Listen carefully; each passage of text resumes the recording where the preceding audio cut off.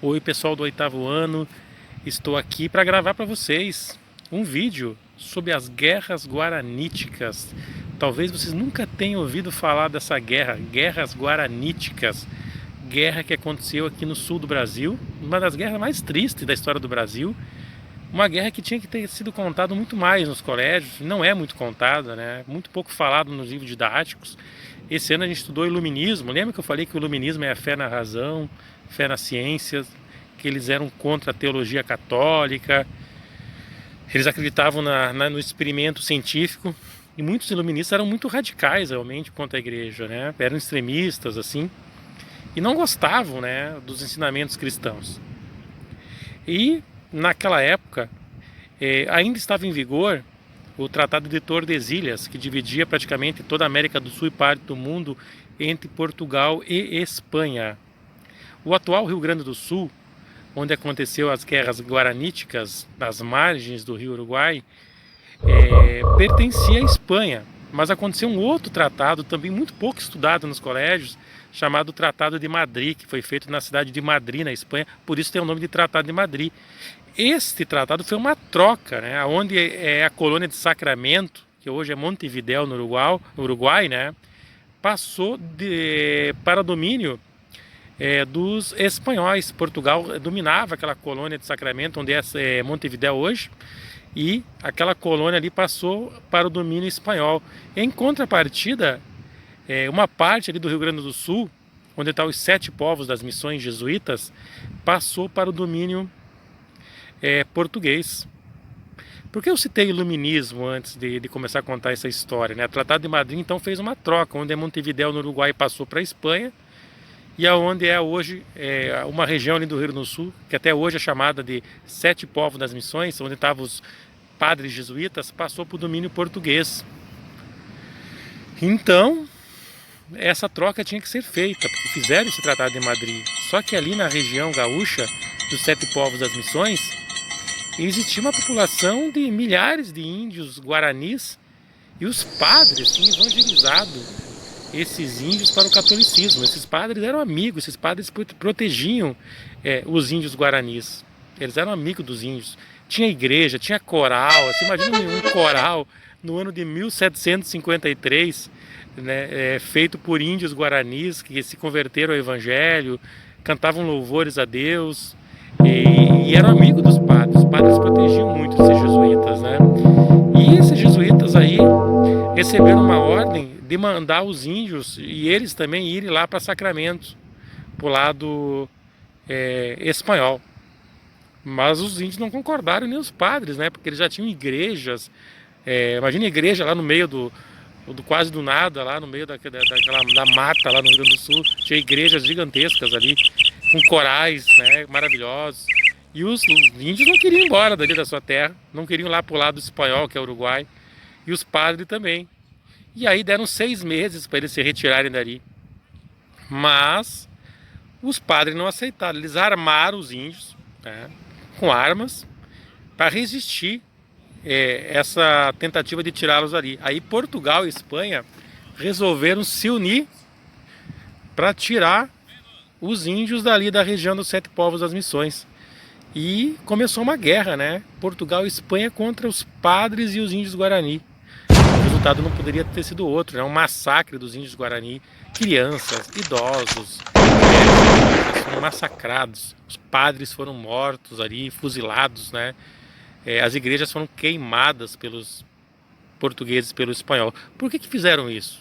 Infelizmente, na época, para o azar dos índios Guarani, para o azar dos padres jesuítas, um país católico fez isso contra os próprios padres católicos. Por quê? Lembra que eu falei do iluminismo? Portugal, na época, tinha um rei chamado Dom José. Dom José tinha um ministro chamado Marquês de Pombal. Esse Marquês de Pombal era um iluminista ferrenho. E a ideia foi dele de expulsar os jesuítas aqui do Rio Grande do Sul. E depois ele expulsa de Portugal ainda o Marquês de Pombal. Ele tinha muita influência sobre o rei Dom José de Portugal. E aí esse iluminista de Portugal, ele mandou atirar, matar os índios ali mesmo. E os índios foram massacrados, né, por esse ministro português chamado Marquês de Pombal. E aquela região dos 7 povos das missões, infelizmente, ela vai passar para Portugal de uma maneira sangrenta, né? De uma maneira sangrenta. E as guerras guaraníticas, elas estão retratadas num filme chamado A Missão, do Robert De Niro, né? Que inclusive esse ator americano, ele trabalha nesse filme, um filme antigo, lá dos anos 80. Ele não foi filmado aqui no Brasil, mas ele conta, né, a história dessas guerras guaraníticas. Podem pesquisar no YouTube aí, filme A Missão. Vocês vão ver umas imagens dos índios aí sendo fuzilados, né? Os seus corpos jogados nos rios. E até hoje no Rio Grande do Sul se conta muito essa história das guerras guaraníticas ali. O herói chamado São Cepé, que era um índio guarani, que depois virou santo, era o índio Cepé, né? Que depois vai virar santo, né? São Cepé, que era um índio guarani que lutou ao lado dos padres. Então, essa história é muito contada no Rio Grande do Sul, desse massacre feito pelo ministro português Marquês de Pombal contra os índios que se recusavam a ir passar para o lado uruguaio. Lembrando então que o Tratado de Madrid é que causou toda essa confusão aí. E as guerras guaraníticas, infelizmente, foi talvez, né, um dos fatos mais tristes da história brasileira, que mostra sobre esse massacre indígena aí de índios que já eram cristãos, índios católicos, né, que eram amigos dos padres. Os padres morreram junto com os índios ali, levaram bala junto com os índios. Então fica a dica aí para vocês pesquisarem um pouquinho mais aí sobre as guerras guaraníticas, que foi outra influência do iluminismo no mundo. A gente está estudando um monte de matérias aí que teve influência iluminista. A Inconfidência Mineira, a Revolução Industrial, tivemos também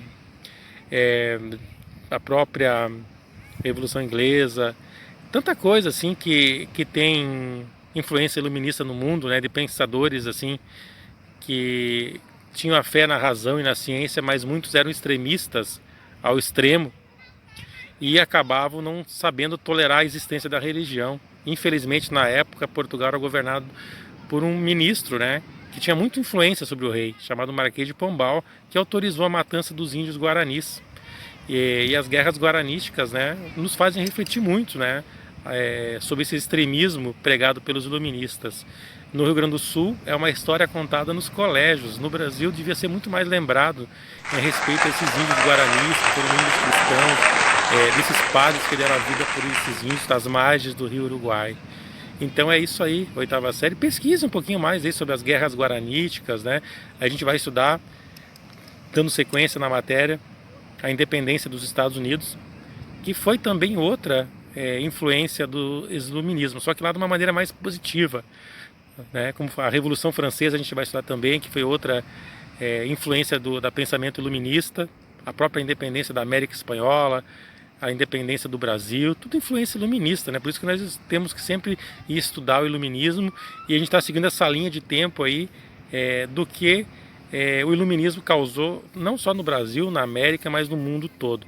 Um grande abraço, 8ª série aí, e pesquisa então, né? Dá uma pesquisadinha aí o que foi as guerras guaraníticas, antes de a gente entrar na próxima matéria aí. Um grande abraço para vocês.